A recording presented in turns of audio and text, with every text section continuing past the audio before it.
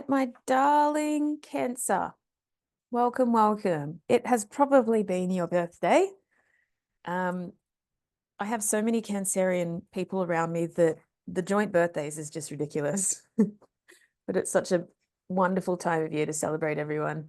I also have a Cancer rising, so I love that part of my chart. I'm always looking into it.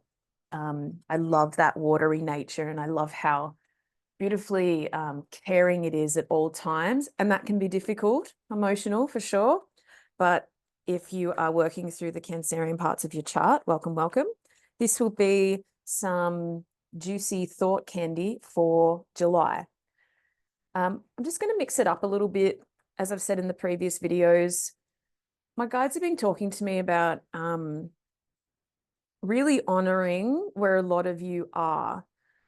The reality that most of you are 5D beings still living in a 3D world. The discourse from that is it's real, right? And I wanted to honor that. So we're going to do 3 tarot cards and 3 shadow cards. I think that balance is what we crave. We want to organize our 3D worlds. Tarot is really great at that. The shadow comes in to say, if you want to hold your 5D frequency, if you want to be an even more awakened person and work on your shit, shadow work is the way to do it. We want to step up and own those parts of ourselves that are still begging to be healed, right? And as most of you know, I'm using my own deck, which I created and self-published this year, I believe. I think it was this year. It was a bit of a blur, quite a big project. And that talks about the shadow aspects through the animal spirits. So I did create that deck for my students. We do a lot of animal totem work in our courses, which I find, like, if you have to deal with some uncomfortable stuff, or if you have to journey to the depths of who you are, it's so much easier to do it through animal spirits than to do it through like psychotherapy or the psychology model, because there's so much information and so much mental pressure to get it and to remove your own barriers, to work with your own ego and all that. But I find through the animals, it's like the information can hit you and you can digest it from a different plane. So as soon as you start thinking about the light and dark of an animal and an animal spirit, something in you steps out of, it's all my fault, it's about my self-esteem, it's about who I am. It's like that stuff can be so burdensome, but we need to go through it. So digesting it through the animal spirits gives us a break from our own narratives, and that's why I love it. I've had so many transformations in my healing space just from working with people's totems instead of their personality.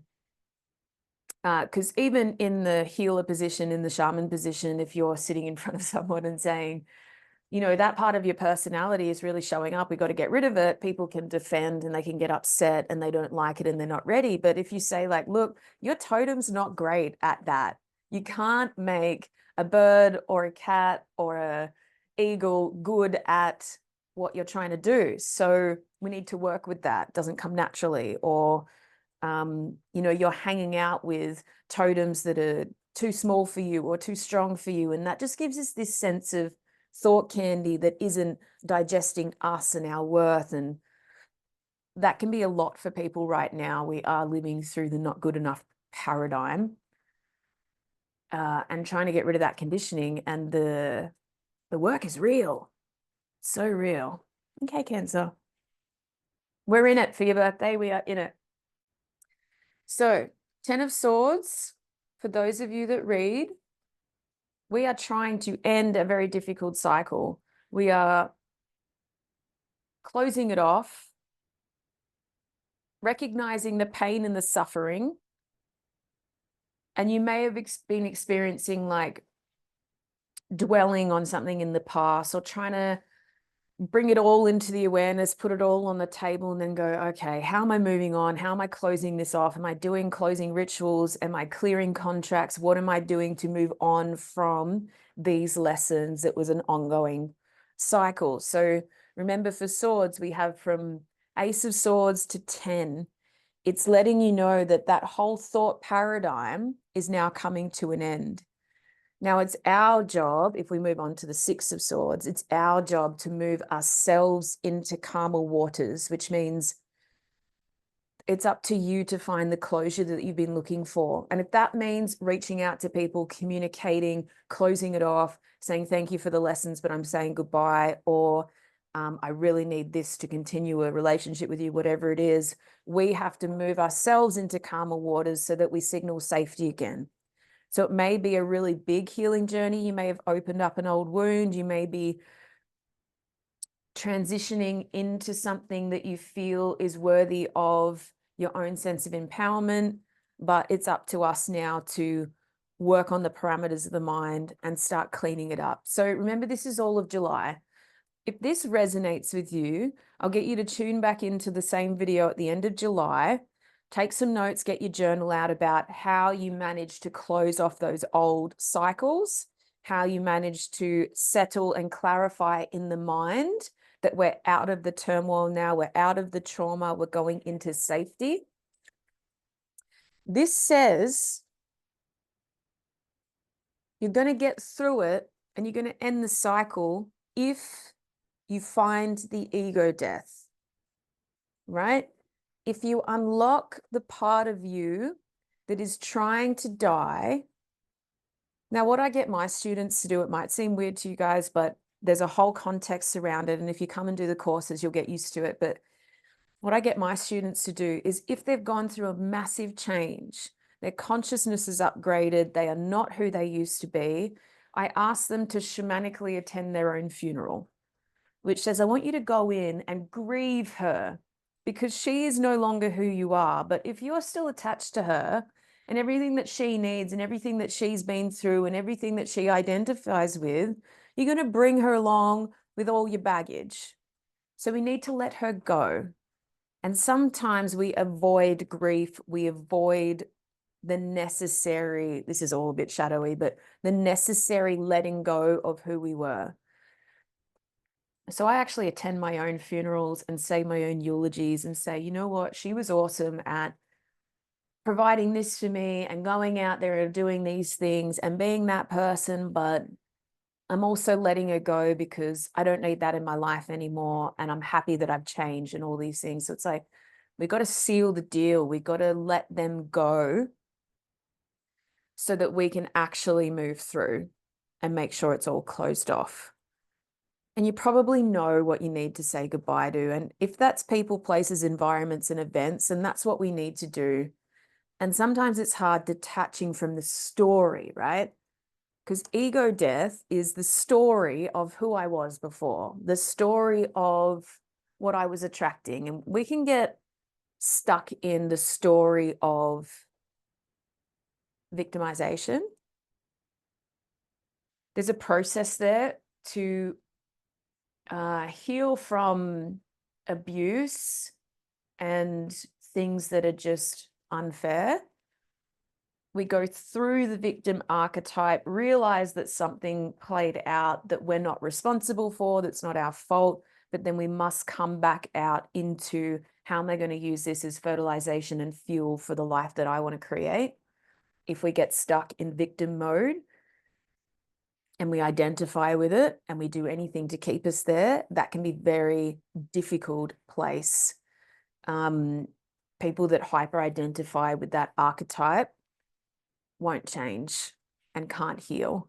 There has to be a breakthrough point from, okay, I get it. Something happened to me and I've learned all this stuff and I've gone through it. I've identified the behavior is wrong, but also that I take responsibility for my own healing and the fact that I want to go out and attract better experiences and not keep this chip on my shoulder forever, right? So we must sail into calmer waters and signal safety to ourselves. And then we must look at the relevant ego death, right? The ego death comes with, I choose not to be a victim anymore. I choose to own the part of me that called in the abuse and ask my soul why it chose that trauma in order to learn and grow and evolve from. Because if you go to your guides, and this is a surrender point, if you go to your guides with this very honest question, Why did you allow that to happen to me? They will always say, so you can learn and grow and wake up every single time. We wake up from our trauma. We wake up from pain and suffering. It's not an ideal scenario. It's very uncomfortable, but we must look at why our soul chose it as like a breadcrumb for evolution. That pulls us out of victim mentality and gives us a much better, bigger picture that says, well, if my guides are that powerful and have always been with me and they're always protecting me, but in that moment they didn't, there's a reason. Because it's painful for you guides as well to go, we really need to wake her up. We really need this awakening point. We're going to let it in and it's going to devastate her or it's going to devastate him and it's going to be really difficult. But we know that it's worth it for the healing and the abundance that could be there, right? And remember, for them, time isn't such a big issue. Time is a bit more, well, when she bubbles up to the surface, all the doors are going to be open and it's going to be wonderful. But there are some dark moments that we all need to get through. And that's why we're here. We're here to heal those parts of ourselves. We're like squashing this huge big soul into this physical vessel for it to figure some stuff out. And it's not all meant to be easy. It's not all meant to be smooth or actually pleasant at all. It's meant to be dense and difficult. And the framework that I've always used is we're here to feel everything. We're here to experience things.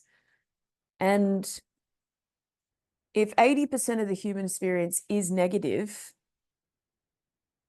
I think we engage with all of that, not hyperfixate and attach to it, more like, can we feel our feelings here? Can we actually go to the density of it and break through and say, yeah, that was really hard, but I still have access to joy and compassion and love and trust and connection. But I can also access this other difficult stuff without it threatening every part of who I am. So can I feel shame and despair and loneliness and sadness and resentment and guilt and jealousy without it needing to be who I am? Can I just experience it as a human condition and go, whoa, that was interesting. Okay, what am I ready to let go of? How am I ready to move through this? What do I now believe in? Shadow aspects are actually gentler, which tells me that the density is in your 3D, right? The day-to-day management of your sectors and your environment is where the dense training is coming from. The 5D training is much easier. So there is a call to leadership. The way that you go through things and have the courage to go through things and be that embodiment of the human experience is actually leading people. It is influencing people, and you might not really get that. So maybe you're the only one in someone's life that actually is courageous enough to feel and do your own work and experience ego death. And I've certainly heard that before. People come to me and they say, you know, no one in my life I could have this conversation with. And I think, that's what we need to change. We need to get you some people where you can have deep, honest relationships with, conversations about chaos and pain and the universe, and like just get into the depths of it without someone throwing up the defense mechanism that says, well, it's too much for me. And as I've said in some of the previous videos, you can find that online, surprisingly. You can find closed communities where it's okay to talk about your trauma. It's okay to talk about despair, and it's okay to talk about loneliness and grief. We certainly do in the Patreon portal all the time. We talk about the depths of our emotions, and at no point do we say you shouldn't be feeling that or that's too much. We say, well done, this is awesome. You know, you're grieving, which means you're changing, which means you're never going to be the same again. That's so good. Manta Ray actually comes with a message.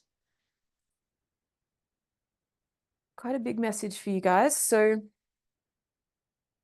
the simplest way I can put it is be bold, be awesome, be everything that you want to be, high integrity, expressive, creative, dark, dense, intense, And that doesn't need to overshadow anyone. If you're worried about being too intense or too this for people, or that they're not going to understand this part, Mentoring comes in and says, look, your mission is so much more important than how you're going to upset people along the way. If you want to be bright and bold, it doesn't mean that someone's going to be left in the dark. And if they are, that's their responsibility, right? So be big, be what you need to be. And if some people get the shits with it, so be it. It's kind of a part of life, right? But mentoring is really about slipping through this work and realizing that we can just glide through and be like, yep, dealt with some trauma yesterday. Now I'm moving on to clear my contracts over here. And now I'm going to explore the universe as it sits, right? And now I'm going to float around in 5D and feel most things all at the same time. And now I'm going to ask for grace and ease with the densest things that I've ever learned, and just finding that slipstream within yourself and knowing that conditions aren't perfect and a lot of people don't get it. That's fine. I'm going to keep on swimming through it. Owl is a strong message, but most people love the owl actually when it comes through. Trust your instincts. You know when something's out of alignment, you know when someone's not ready, you know when you have to do something, you know when your calling is bigger than your comfort, you know that your ego is getting in the way, you know when you see the truth in something and in someone and they won't recognize it. Move on, trust your instincts, right? You know what's good for you. If you close off the cycle, move yourself into calm seas, and then deal with the relevant ego death, the rest will play out and it feels fairly smooth. These are nice, gentle shadow cards, even though they come with a strong message.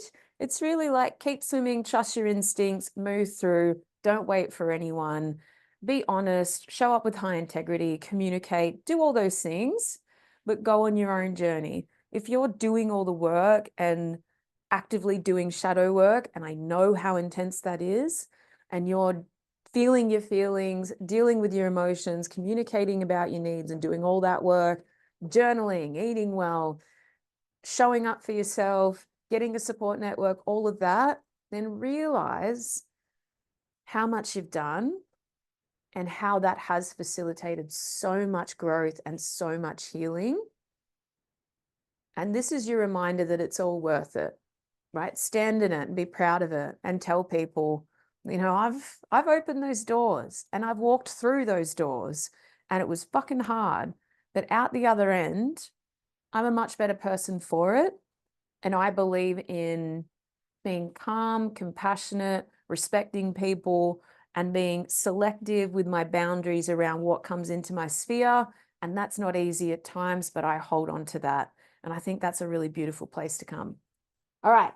I love you guys. Have a great month, Cancer. I will see you next month. Much love. Bye.